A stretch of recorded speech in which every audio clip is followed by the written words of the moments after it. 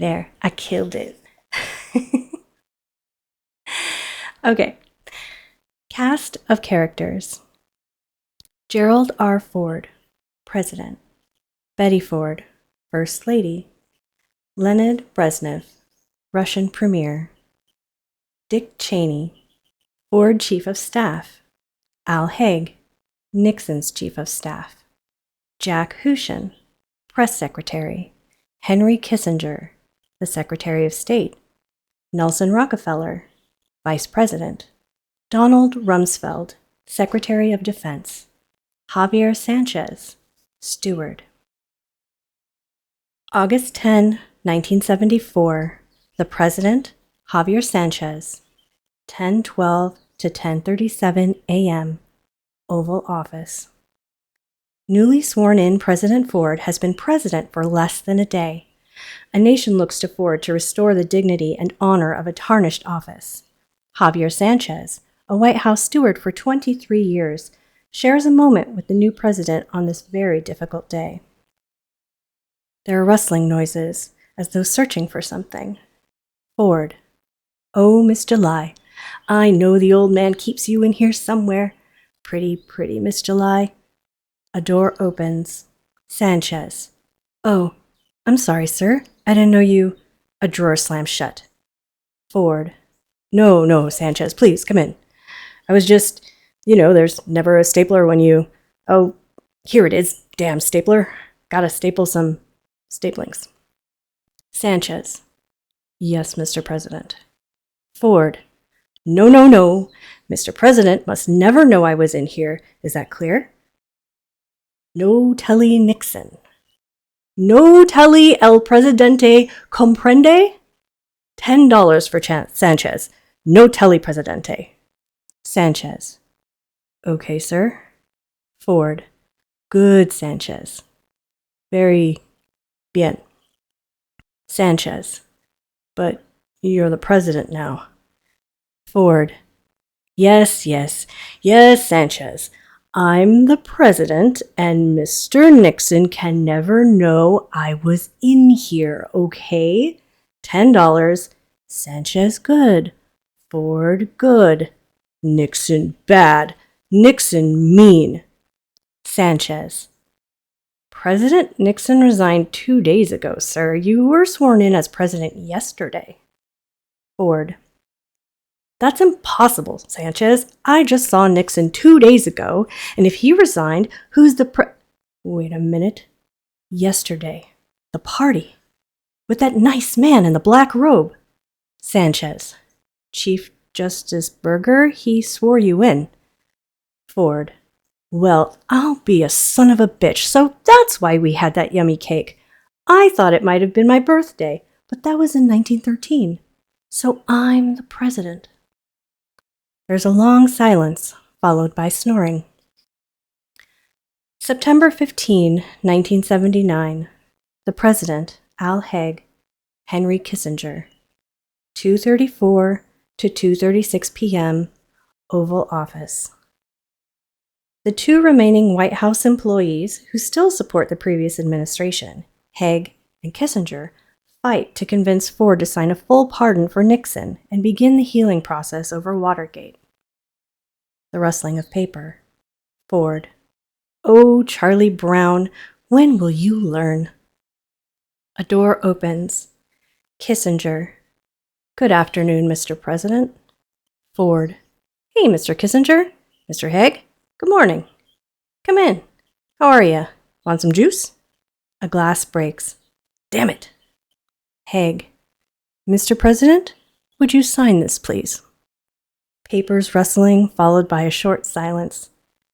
Ford. I can't sign this. Kissinger. I told you, Al, Haig. Mr. President, the nation needs Ford. I don't have a pen. I had one, but Betty took it away. Did you know that pens fit almost perfectly in your eye? Kissinger. You can use my pen. Ford. Seriously? Whew, that's a beauty. What kind of pen is that? Kissinger. I believe it's a cross pen. Ford. It looks like it's made of gold. They must pay you a pretty penny where you work if you can afford a pen made of gold. Kissinger. I think it's gold-plated. Haig. Mr. President, if you could just sign on this line. There's a long silence. Ford. This sure is some pen.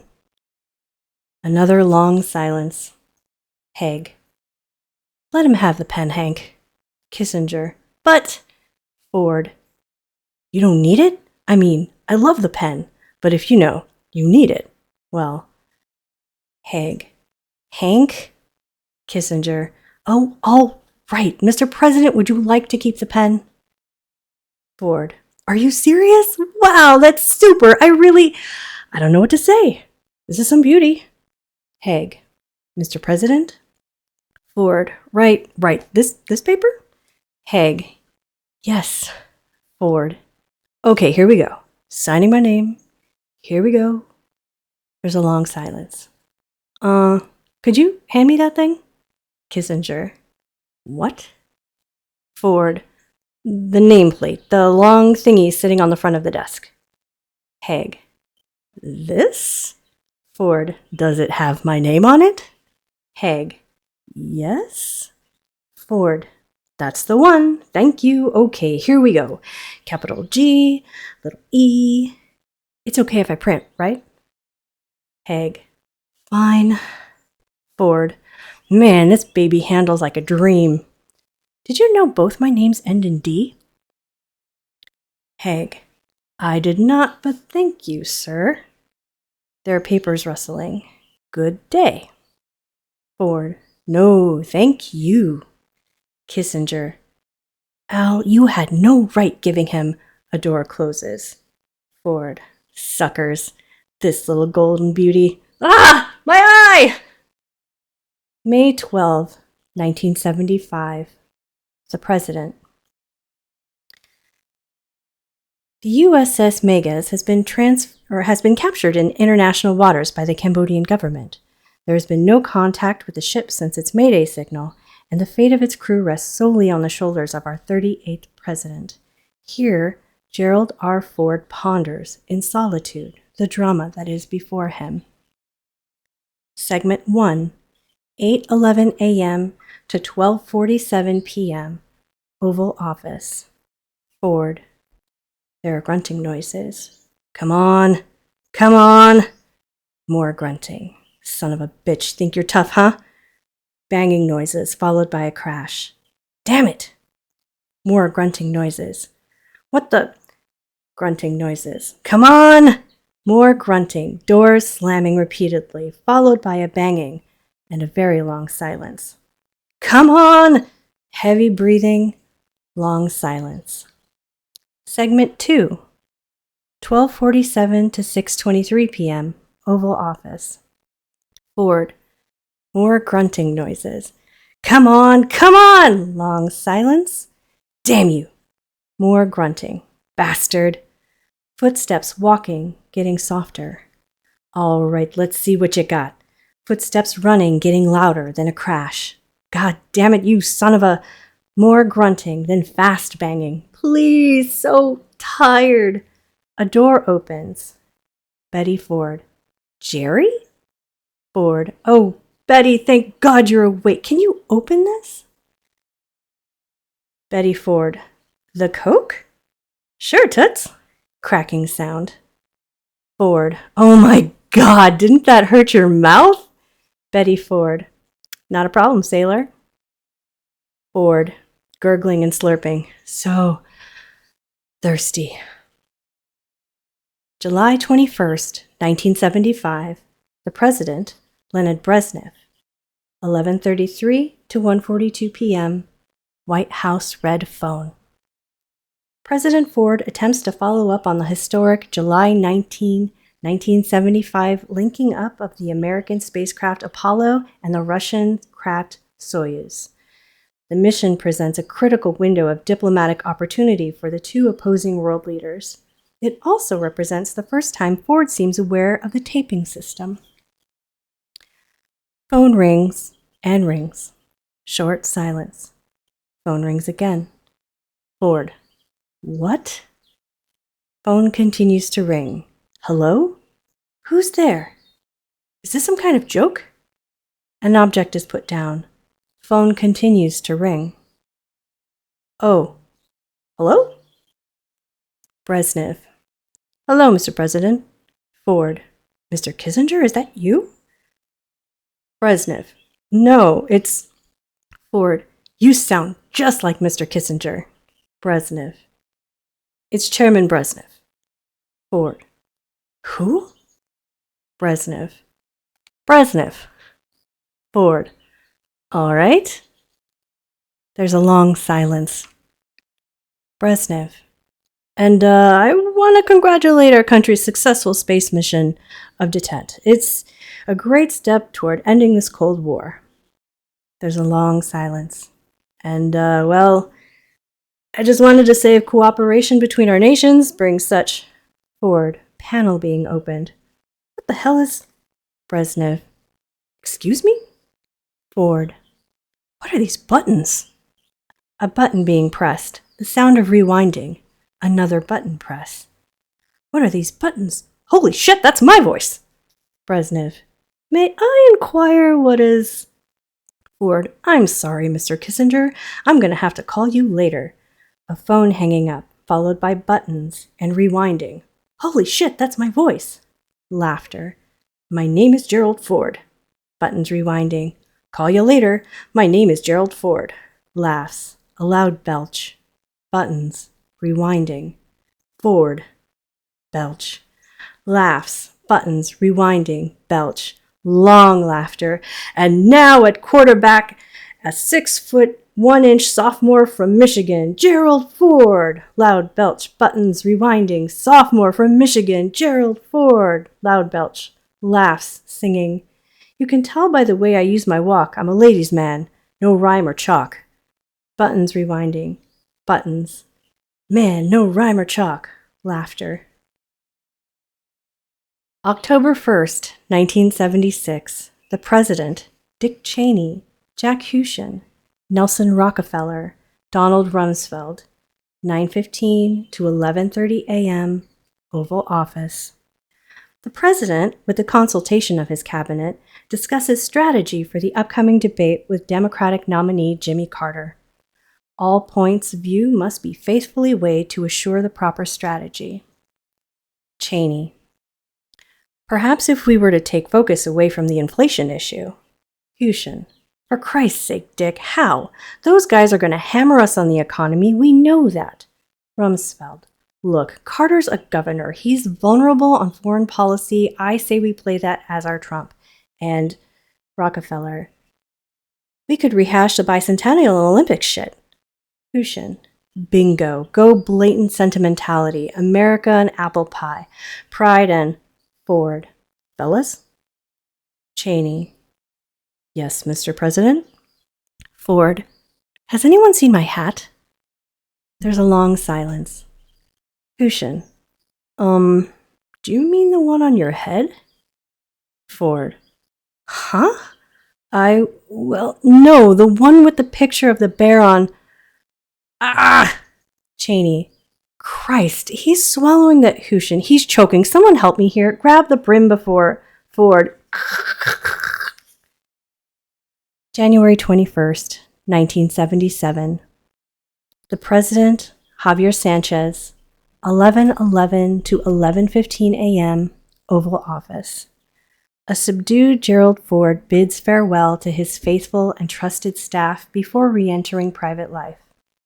The election of 1976 was hard fought, but in the end, President Ford could not overcome the stigma associated with the Republican Party after Watergate. He had served the office with honor and could exit the presidency with dignity, the completion of a long journey, an arduous task completed, a new challenge awaiting. A television plays a tennis match in the background. A door opens. Sanchez. Oh, I'm sorry, sir. I didn't realize you were still... Ford. Oh, Sanchez, my man. Entre vous. You ever see this Renee Richards play tennis? Ha-cha-cha. A growling noise like a tiger. Sanchez. Sir? Ford. Hey, Sanchez.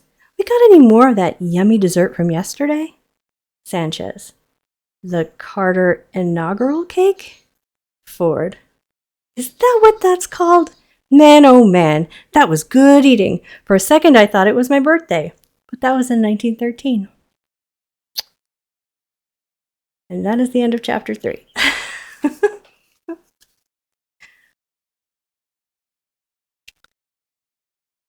How are y'all feeling? I'm gonna pause for a second here.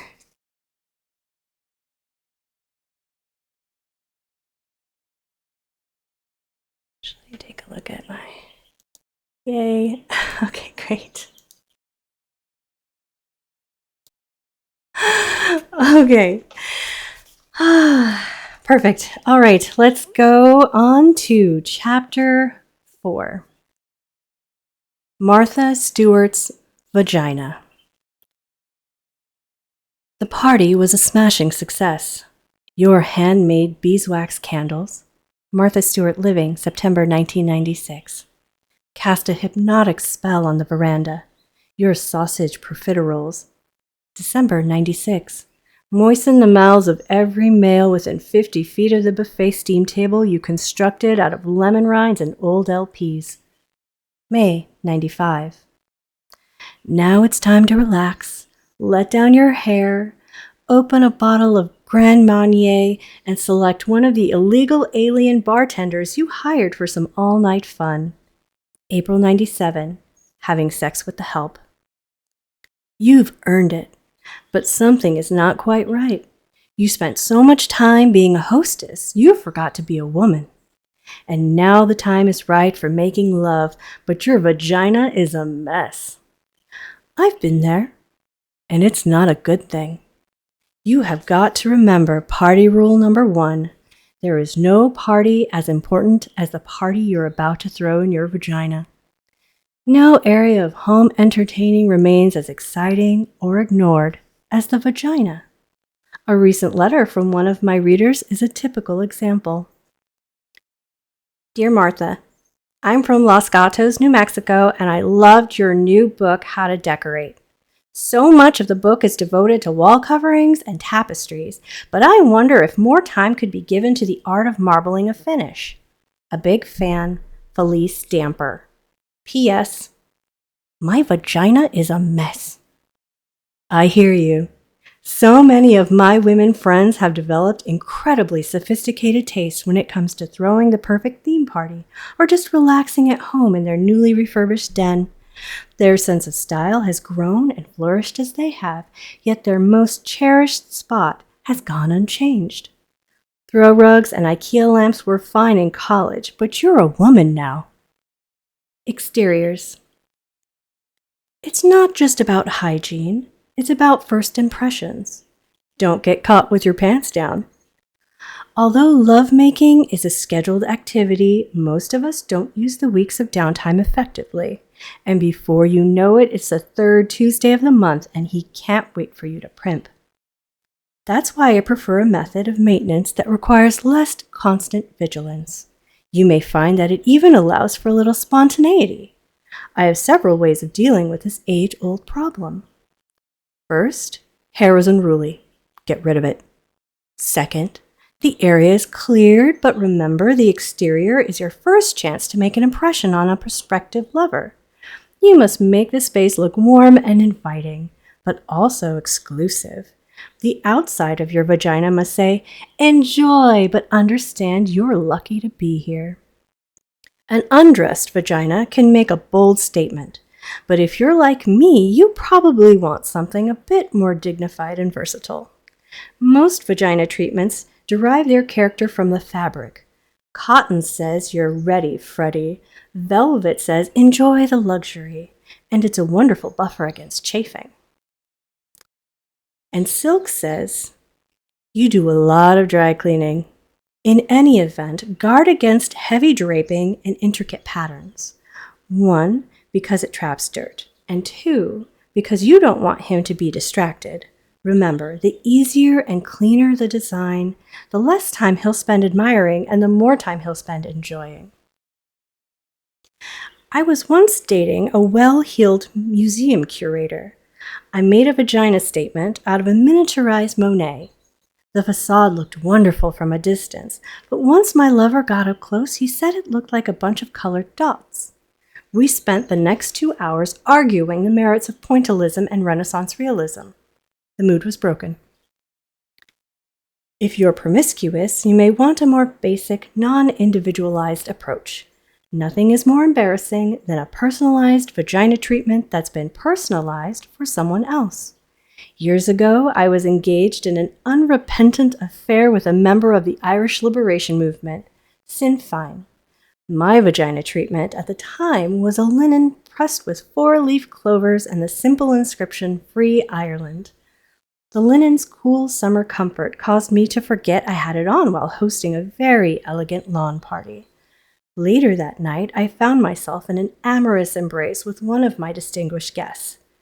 Needless to say, this blood relative of Winston Churchill was not amused. Not all vagina treatments require that kind of intricate detailing or creativity. For the summer, you may want to go with simple horizontal pull shades or a top-hanging translucent white cotton drape. One you can easily pull aside for dramatic voila effect. Again, don't get too complicated with pulleys, rods, and weights. The vagina treatment must be easily operated. Nothing invites impotence like agitation. A translucent white cotton drape is elegant and dramatic and the perfect summertime statement. It hangs from a simple bamboo rod suspended just below the navel. Closed, it gives the ambience of the wind-swept beaches of Nantucket. Open, it says, I'm making love on the cabana porch with a Caribbean island native who I literally met 10 minutes ago, while my jackass husband searches in vain for a golf course. Interior. 2 lips and a clitoris do not a vagina make. Basic anatomy may be crucial to certain biological functions, but we ask more from our vaginas than almost any other area of our bodies or houses. Philip Abercrombie outlines these expectations in The Philosophy of Interior Vaginal Design. To let in air but keep out rain, to allow view but maintain privacy, to let in the penis without cold, dust, noise, friction, or excessive heat, and to vary at will the amounts of all of these substances. A heady task for a complex area. First, we must undertake to determine the actual usage. It has been my experience that most women vastly underuse their vaginas, thinking of it only occasionally for sex or hygiene. This is short-sighted. Think of it as nature's spare room, a multifaceted every space. We all know its inherent sexual design, but did you know that some vaginas are used as temporary housing? People have actually been known to live in vaginas for up to 9 months. Uninvited guests can be a real challenge to the unprepared host. Don't get caught short. It doesn't stop there. I have a friend who lost her oceanside office space during Hurricane Andrew. Her business, a vanity boutique supported by a rich paramour, didn't qualify for disaster relief. It seemed she was out of luck and out of work. Not so. A little ingenuity and some good old-fashioned MS know-how had my friend back on her feet in no time. She's been happily working out of her vagina for 18 months now and says she'll never go back to a conventional space. The convenience and security a vaginal office provides is more than makes up for the occasional awkwardness and minor discomfort of answering the phone, not to mention it's a nifty tax write-off. Here are some interiors that I have experimented with in the past. All 3 will provide for a more versatile and productive vagina. The vaginal office. Cupboards built into the wall provide efficiency and convenience. Phone, fax, and computer on sliding trays give access to whatever you're using and can hide away for holiday parties. The lamp is a floor model to provide maximum reading potential. Private moments. Your vagina can be a place of serenity and introspection, A porch swing suspended by birch branches provides a welcome respite from daily travails. A ceiling fan gives cool relief in any season, and some Parisian folding chairs, cushions slip over the back and tie down, are weatherproofed for unexpected company. Sex. The sex vagina is sparse but not cold. Few furnishings leave wonderfully open space, plenty of room for strenuous decadence. Strong horizontal lines on the rattan throw rug give a lived-in spontaneous air. Some simple floor lighting is a real space saver and sets a spectacularly romantic mood. Install a Murphy bed. They fold down for unexpected use. Accidents do happen, and an actual human being may need to bunk there for upwards of 9 months.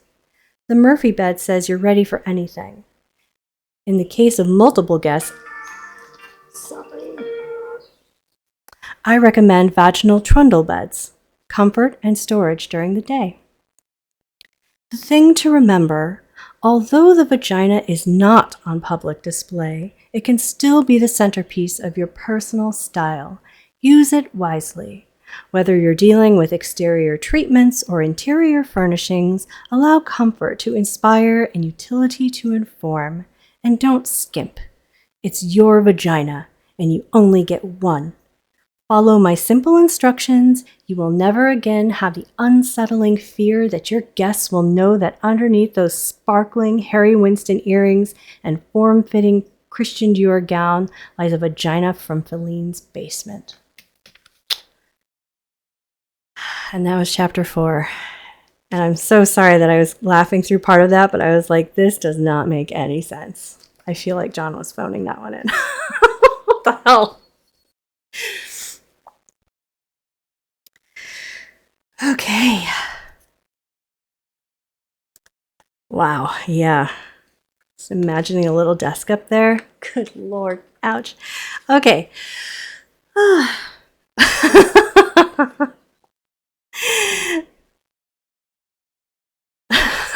Right, hang a sock on that thing. Okay. All right. Let's see, it's 7:31. So, yep, I think we have time for 1 or 2 more. I'm still recording. Okay, perfect. Great. So, chapter 5, The New Judaism. There is no doubt Judaism in America has reached an important crossroads. The figures are astonishing. 50% of all currently single American Jews will intermarry. 10% will convert to another religion, and half of the remaining 40% will help them convert or intermarry by watching their dogs. The Rabbinical Congress has estimated that by the year 2010, Jewish life in America will have deteriorated to the point where a Seinfeld reunion special would be a non-sweeps event, perhaps even buried in summer reruns. The certainty of this apocalyptic prediction was hotly contested by a small but vocal contingent of rabbis. They threatened to walk out of the proceedings unless the suffix ish was added to the predicted year 2010.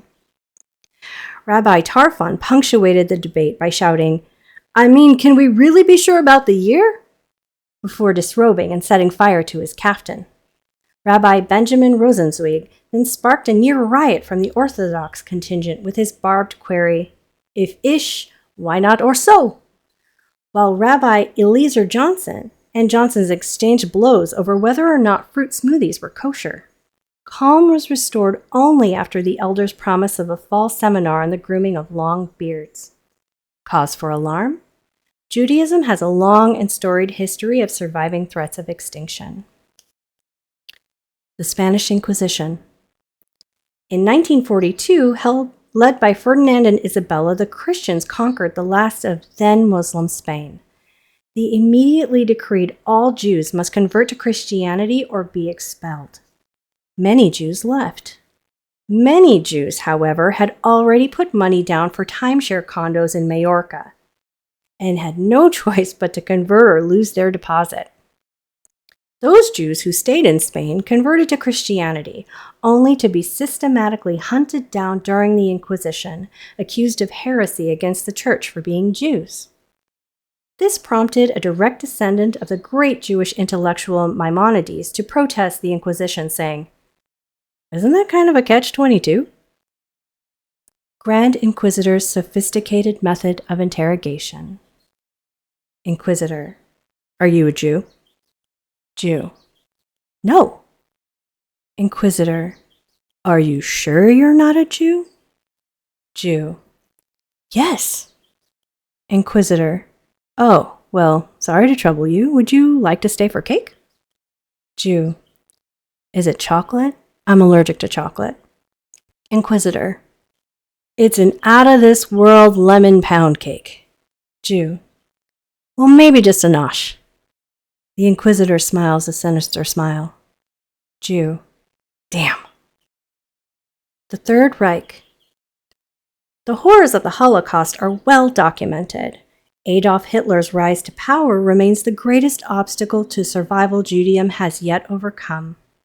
Hitler's systematic final solution was responsible for the death of 6 million. He was a monster. Although it is said that early in his career he would end a particularly virulent anti-Semitic diatribe with the phrase, "No offense." Nazi Germany was so destructive to Judaism, not only for the loss of life, but because many who survived began to view the practice of Judaism as somewhat of a health hazard. The Burger King bacon, egg, and cheese Chris sandwich. A sinful combination of pork, cheese, and egg. The triple crown of non-kosher living. Why does it have to be so delicious? Judaism has shown remarkable resilience in the face of great external threat, but these threats have been nearly eliminated in America. Total assimilation is the new threat to American Judaism and is more sinister because it goes to the core problem. Judaism is no longer able to compete in a free market religious environment. Although pizzazz sounds like it could be a Yiddish word, it's something Judaism is sorely lacking. We must present a new Judaism. To understand what is necessary, we must first understand the fundamentals as they exist now. Modern American Judaism can be broken down into 3 simple categories. Orthodox. Orthodox Jews, or as they are known in the Talmud, the really chosen ones, are committed to the idea that the entire Torah was dictated by God verbatim to Moses at Mount Sinai. Therefore, all the original Torah's laws must be obeyed as written. Other forms of Judaism dispute this claim, although it does explain certain passages in the first Torah, such as, quote, "I'm sorry, am I boring you?" End quote. And, quote, "What do you like better, Moses, Lord Almighty or big hoo-ha?" End quote.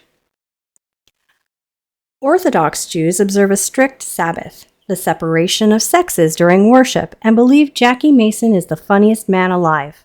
They are also rumored to engage in sex only through a hole in their bedsheets, a falsehood that spread after a particularly wild Halloween party at the Mendelssohns. Conservative. Conservative Jews are Orthodox Jews who went co-ed, reportedly after one of their more influential members attended a mixer at Barnard. They generally believe the Torah was passed down from God to Moses, but was edited or at least spell-checked first.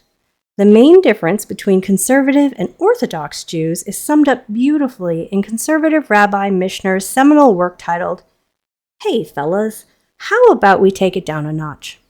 Conservatives believe Woody Allen is the funniest man alive. Reform. Reform Jews are the children of conservative Jews, or as they are sometimes known, Christians with curlier hair. They believe the Torah is a very long and hard to read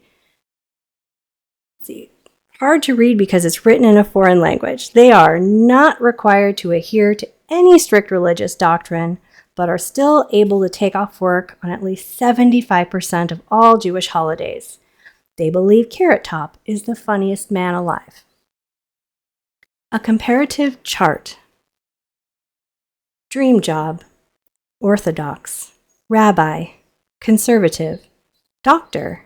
Reform. VJ. Dietary code: Orthodox, strict kosher, conservative, Zabars. Reform: liposuction.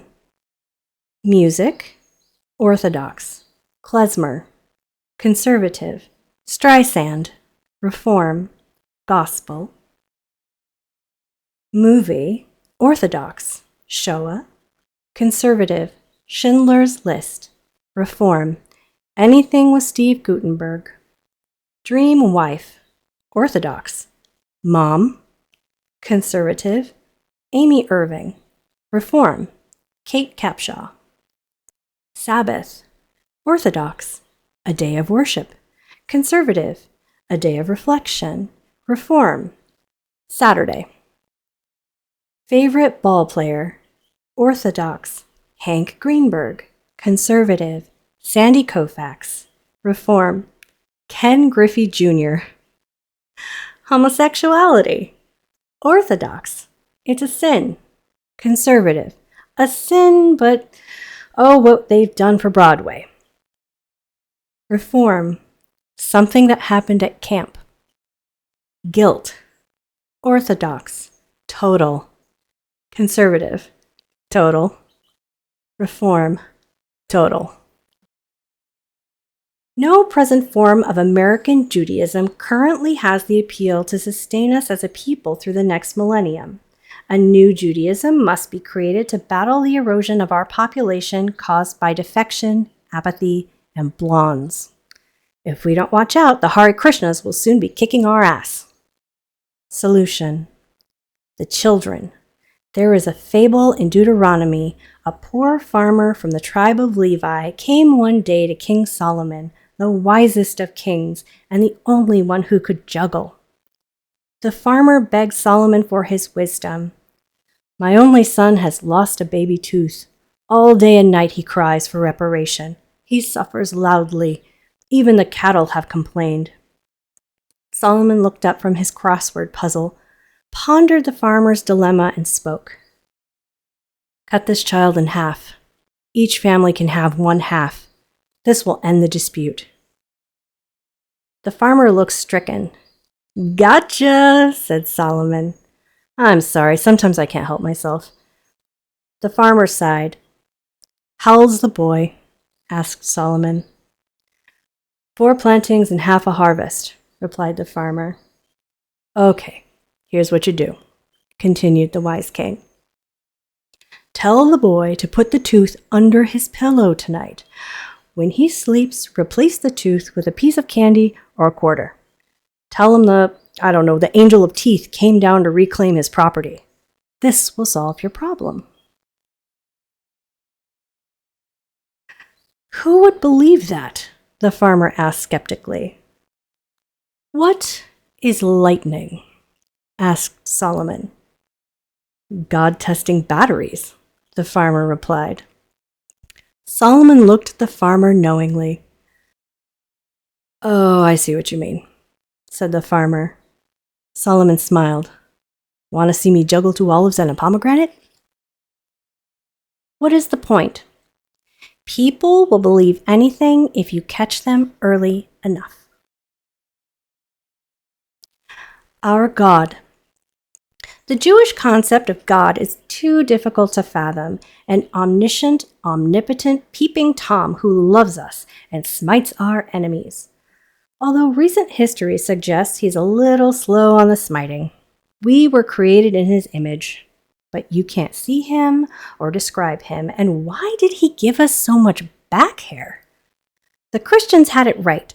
Want to worship Jesus? Here's a picture of him on the wall next to the refrigerator. Here's one on black velvet. Not enough? Look at these movies he did. Long hair, sad eyes, trim. Not a bad-looking fellow. Put him on your dashboard and go. He's even got his own musicals.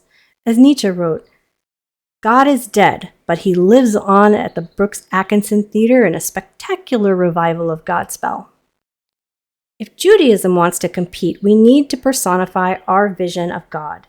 In the new Judaism, God will now be referred to as Uncle Pete. A friendly gentleman in his 40s, Uncle Pete is still all-powerful, but he's also tangible. He's about 5 feet 10, although his license says 6 feet, 170 pounds, and smells like a freshly baked pie. Wondering how God would let children die? Well, let's get old Uncle Pete in here and find out. I'm sure he has a reasonable explanation. Our history. The history of the Jewish people has been described in many scholarly manuscripts as the shit end of the stick. Even the recently translated Dead Sea Scrolls end with the phrase, "Watch your back." The threat of persecution has not been offset by the promise of an occasional nice brisket. The new Judaism will de-emphasize historical trouble for a more positive outlook. Up to now, being the chosen ones has brought nothing but trouble. In the new Judaism, all chosen ones will receive a value pack worth hundreds of dollars and discounts at participating vendors. For example, 10% off any dinner at Friendly's with a purchase of Fishamajig sandwich. Old Judaism Passover Seder. Child. Why on this night do we eat bitter herbs? Adult. To remind us of the pain our ancestors felt while enslaved in Egypt. New Judaism Passover Seder. Child. Why on this night do we eat hot fudge sundaes? Adult. To remind us that being Jewish is like having your birthday every day. Plus, they're delicious. Our laws. The key word here is simplify. The Torah and the Old Testament are all over the place. Thou shalt not kill. Thou shalt not commit adultery. Don't eat pork. Not only do some rules seem arbitrary, the language is very BC. The new Judaism simplifies the rules of conduct into a concise, hip jargon the young people will all really go for. The new rules are ass, gas, or grass, nobody rides for free, and be cool. Our mascot. Jews have a mascot, you ask? No. This is the problem. Any new idea that expects to have legs in the marketplace needs a lovable mascot to represent a brand and product with the populace. Just ask Santa. How many Jews have felt the pain of trying to compete during the Christmas season by concocting a mascot? The personification of their own gift-giving holiday.